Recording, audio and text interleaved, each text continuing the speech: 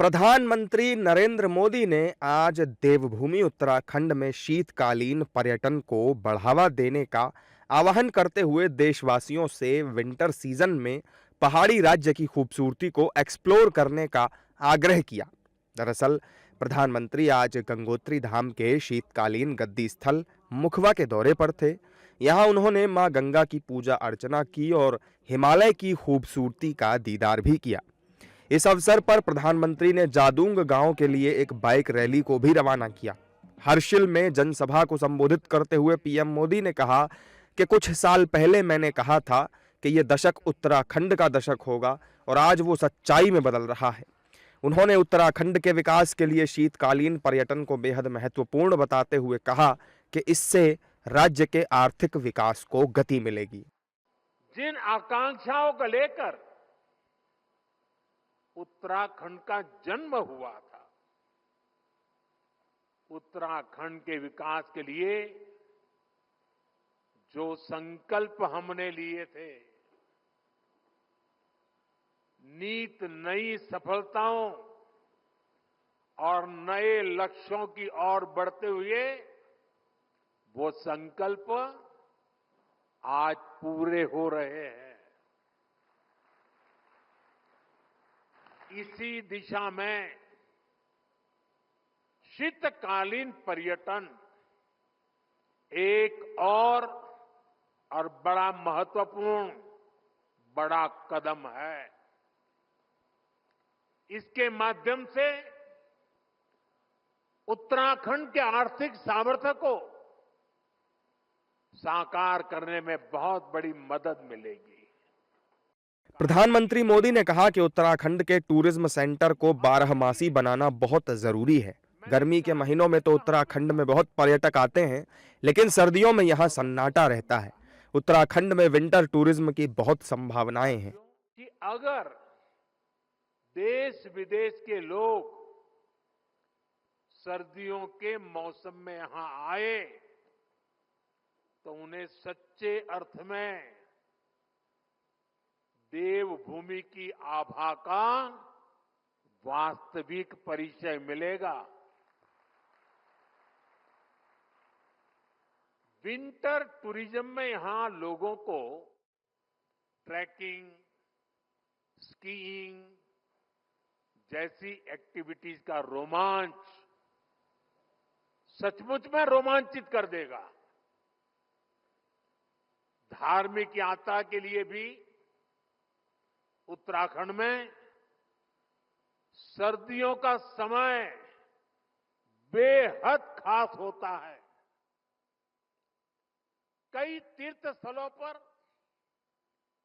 इसी प्रधानमंत्री ने कहा कि उत्तराखंड को विकसित राज्य बनाने के लिए डबल इंजन की सरकार मिलकर काम कर रही है और 10 वर्षों में उत्तराखंड में तेजी के साथ विकास हुआ है।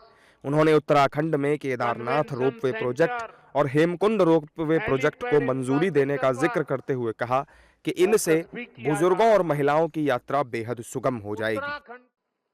कल केंद्रीय कैबिनेट ने केदारनाथ रोपवे प्रोजेक्ट और हेमकुंड रोपवे प्रोजेक्ट को मंजूरी दे दी है।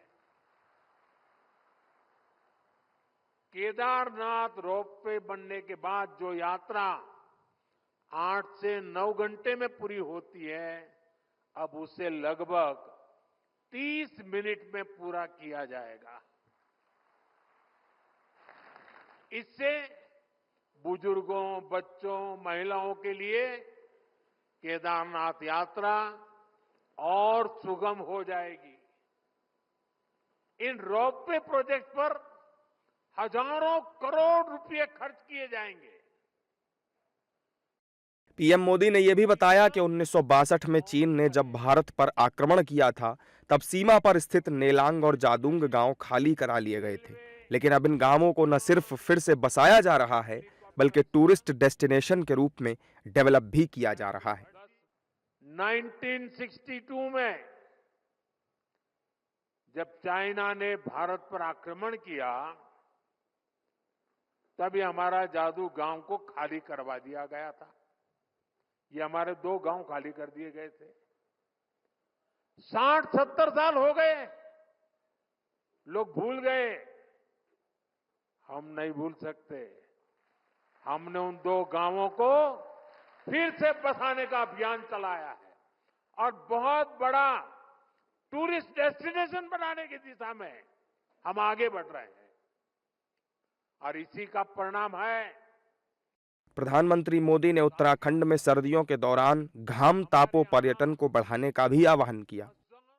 सर्दियों में देश के बड़े हिस्से में जब कोहरा होता है, सूर्य देव के दर्शन नहीं होते, तब पहाड़ों पर धूप का आनंद मिल रहा होता है।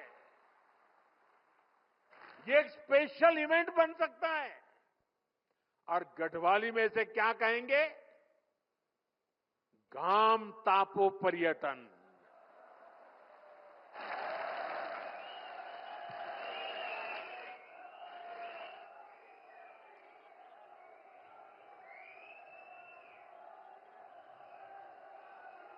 सही है ना? घाम तापो पर्यटन।